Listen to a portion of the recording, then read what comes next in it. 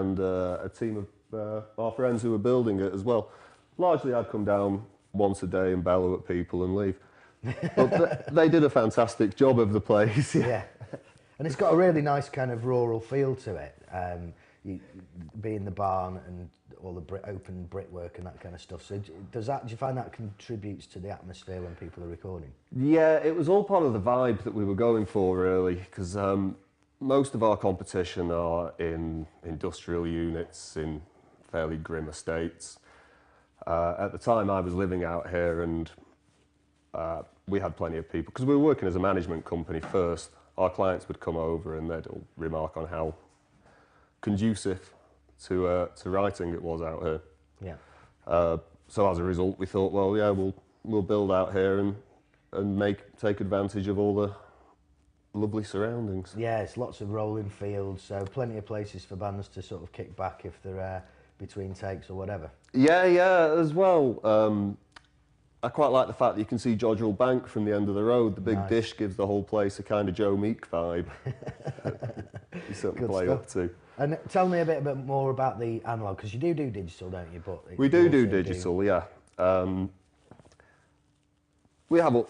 You always need the digital side of things. Analogue's not suited to every band. However, the reason that we went analogue really was because of one of the bands that we were working with, that we still work with. We built the studio around them, and we realised that in order to do their album justice, it all had to be analogue. Yeah. So we have toys like a 24-inch tape machine. 24-inch, Jesus, that's huge. 2-inch 24-track tape machine. We have a proper desk rather than a laptop, which is quite nice. It all goes also towards heating the building, to be honest. What, is it belting out tons of heat? Megawatts of heat? Tons of heat, yeah. Yeah, what it costs us on electric, it saves us on heating the place. And what other toys do you have, analogue toys? You've got quite a collection that you're building. Yeah, we do. We have one of our favourite bits, to be honest. We'll show you later on. Just a minute. You're going to get room off that, aren't you? Rustling. No, it's all right like that. Is it? Yeah, as long as you don't... Move. You sure it's not my lungs that you're picking up? I know it was your stubble I was picking up.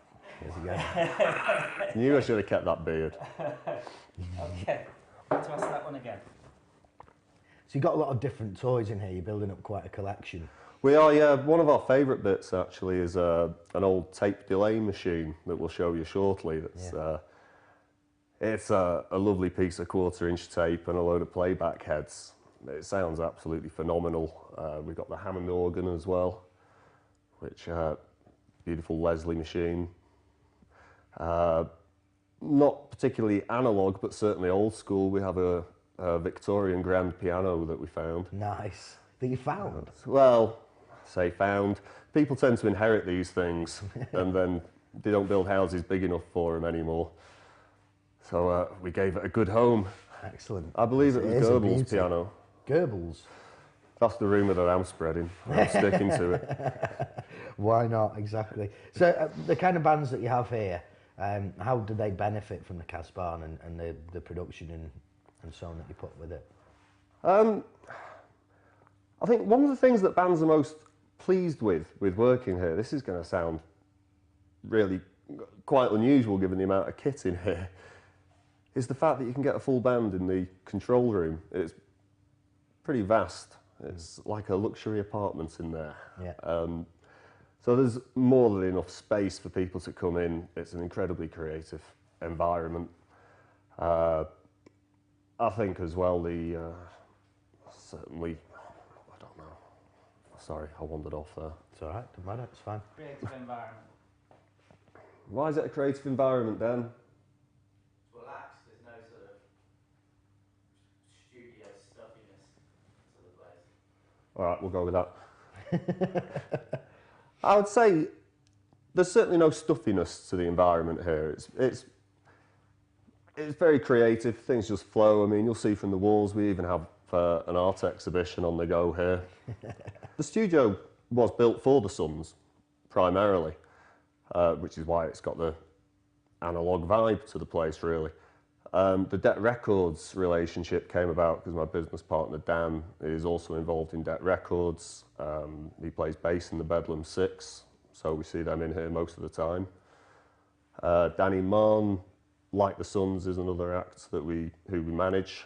We're working on his album now. That's looking pretty impressive, bit of an all-star lineup. You're really getting quite evangelistic about the analog side of things. Why do you think it's better than digital? Because before I got involved in rock and roll, I was an engineer and I love things with cogs and moving parts. Dan will probably disagree with me. Right. But Dan is becoming a fan of analog. There's a nice warmth to it, isn't there? I mean, There is. That's certainly the recordings that I've done. Whenever we've used analog gear, and we do like to use it, it's one of those things that you get just that nice kind of. I like the hiss and the fizz and all the kind of the crackles that you get with it. It also, certainly if you're going to record to tape, it encourages a certain amount of professionalism that some bands will tend to. Some bands might not necessarily embrace if they're going to record digitally when they know they can just cut and paste. Yeah. If you're going to record to tape, play it right. If you make a mistake, then you start again. Right, essentially, we start here, which is our R2D2 style big tape machine. It's a 2-inch, 24-track. It's an Atari MX80, which we tracked down. Not the easiest things to find, and certainly not in any kind of workable condition these days. So that's the most difficult thing to find, actually, when we were setting the whole thing up, was a decent one of these. And I got quite excited when I finally did find this, because it was a seriously good example of it. Everyone tends to love analog. The only downside to it is it needs a lot of upkeep. I mean, every single day you have to come in. All of this that you see here down at the bottom is all tuning for it, essentially. So it's bias, high frequency, low frequency EQs, record gain, equalization, and everything that you just have to get right before you can even load up a tape on it, essentially. And the tapes are these, which are serious bits of kit. We tend to use Ampex 456, which we actually source from the States, because it's even with shipping and stuff, that's the best place to get it from. So that loads on, etc. Right. It's very labour intensive. It is very labour intensive, and quite often we'll have someone in here to help me do this bit, because between here and this, which believe it or not is the remote control, and that's quite a small remote control for a 24 track as well. You can get a lot bigger ones than that. And it's a remote control which comes with a wire that thick as well. So that all hooks into the desk. It's an Allen Heath Sabre 32 channel desk, 16 bus desk, which we quite like here, actually. Again, beautiful bit of kit, but can sometimes give us trouble, but it's new every time, you like to say, isn't it? Every time you turn it on, something's slightly different.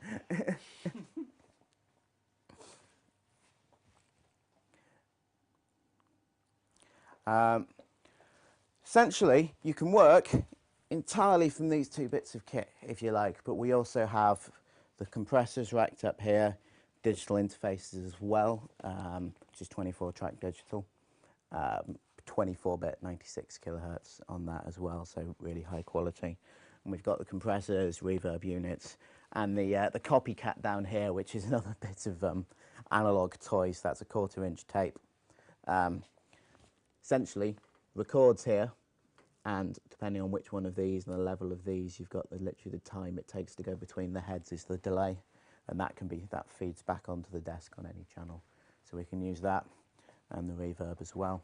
So that's our basic sort of setup, and we've obviously got the screens and the digital side of it going as well. And we can essentially take anything from the computer, record it to tape. We can also take the tape and record it straight onto the computer as multi-track as well. So we've got the option to, say someone comes in with 24 tracks or even more of digital that they've recorded. We can actually put it onto tape to mix if they want to do that, or we can take old 2-inch tapes and archive them quite happily onto the computer and work from there. So it all goes across.